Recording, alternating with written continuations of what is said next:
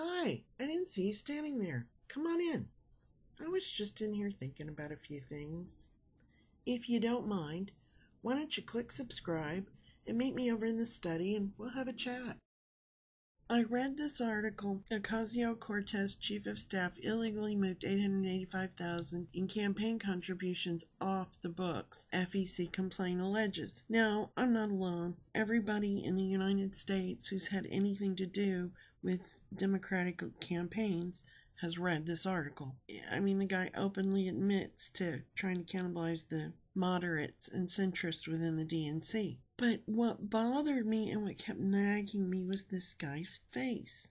I recognized him. Maybe it was his name. I wasn't sure. So I decided to look him up a little bit. I ran across this article on Politico, and I highly suggest you look it up. Politico Playbook Power List. Akadd Chakrabarti. Okay, this is a really interesting article, and I'm going to scroll down towards the bottom. There's two things where it says the Chakrabarti is shifting from outside activist to inside player. He's no stranger to career transitions. The 32-year-old Fort Worth native came to the Sanders campaign after growing disillusioned with the tech world. Aside from co-founding Mockingbird, a web design tool, he then built up the product team at the payment processor Stripe. That followed a brief stint on Wall Street right out of Harvard. Oh, Harvard. Yeah, I bet you it was around 2006. I'll have to look up when he graduated. But before we leave this little article, I do suggest you please read the very last line, which is a quote from his little Nero-ness himself.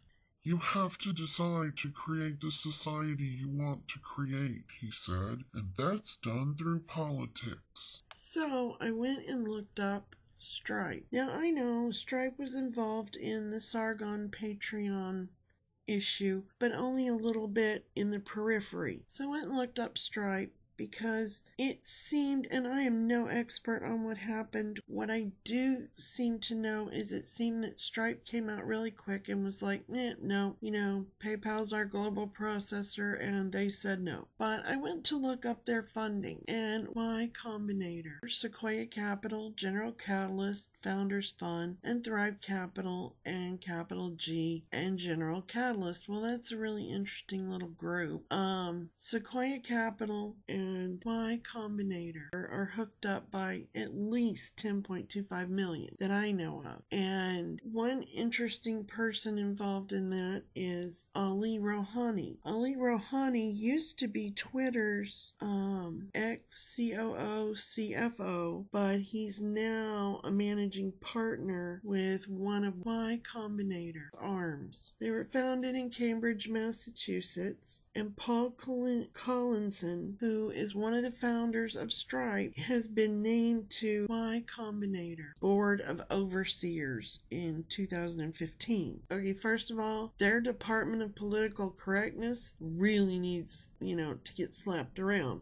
Board of Overseers? Please. They would know better, you would think. But I think the naming of Patrick Collinson is just, Y Combinator. He's got a big investment in Stripe, so they named the founder of Stripe to one of their boards. It's kind of a, we both have interest in mind. So that takes care of them. Then we have Sequoia. They're tied up by Combinator. They're invested in Google, PayPal, and YouTube. And then you've got General Catalyst, which is invested in Stripe and Visa now. But then you've got Founders Fund. Founders Fund is Peter Thiel, and it's PayPal. He sold PayPal in way back in 2000 and something, I think, to eBay. But that doesn't mean doesn't have the PayPal influence. He sold his Twitter shares to Saudi Prince Al-Walid bin Talal, who was not too long ago held captive in a hotel by the new Saudi crown prince, who it's speculated forced him to sign over all his assets and control of all his funds, which means that the Twitter shares that Founders Fund unloaded on Saudi Prince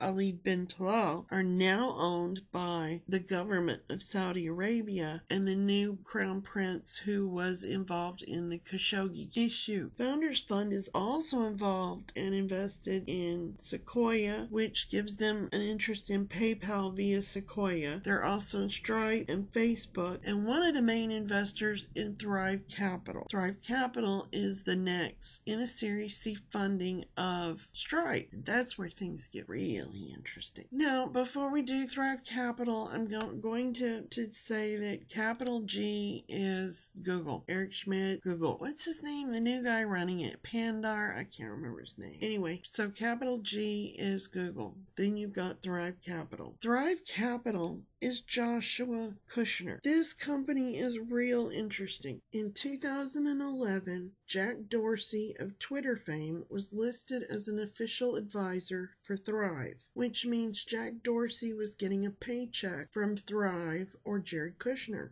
Then there's some of Thrive's fundraising. Thrive had a fundraising round, which was an early round of fundraising that included Eric Schmidt of then Google CEO and none other than Peter Thiel of Founders Fund PayPal fame. Now, as far as investments that might stand out as kind of interesting, Thrive invested $30 million in Patreon, which $30 million of the $47 million that they raised, that represented the lion's share of the $47 million that they raised. Then you have a little personal thing about Joshua Kushner. He went to Harvard and he graduated, I believe in 2008, or he left Harvard around 2008, something like that. But he was building a brand while he was at Harvard. Well-known social activist, lots of protests for equality, lack of diversity on the Harvard campus, things like that. He was well known amongst the students at Harvard, and that happened to coincide with the same time another well-known leftist social justice warrior was attending Harvard, Chakrabarti. Now, I'm not making any suppositions about any of these financial transactions, and I'm certainly not insinuating there's anything illegal or unjust or untoward here. What I am saying is, and it is just my personal opinion, I find that it's very interesting that all these different companies seem to be the same money and the same people, generally speaking anyway. As far as Sargon of Akadd,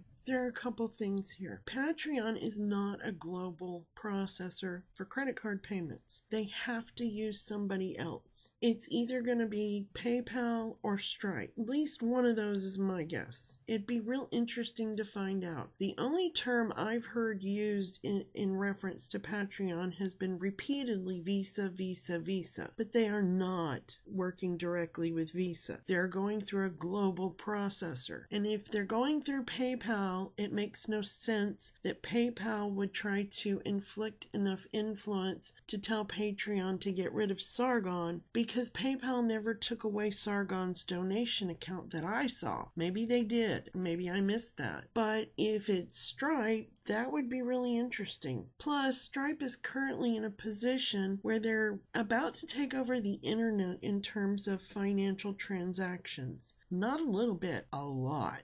So that would be interesting. I'd really like to find out who Patreon's global processor actually is. That would give a lot more information to what's going on as far as I can tell. But if you're talking about the Sargon issue, not in terms of business, but in terms of controlling a political narrative, sort of like the Russians have been accused of, the Chinese have been accused of, what would be such a big leap to wonder if the far alt-left would do the same? And in attempting to control anything deemed right speech or speech on the right, that would be an interesting way to look at things and see how that works out with this quaint little financial circle and friendship circle.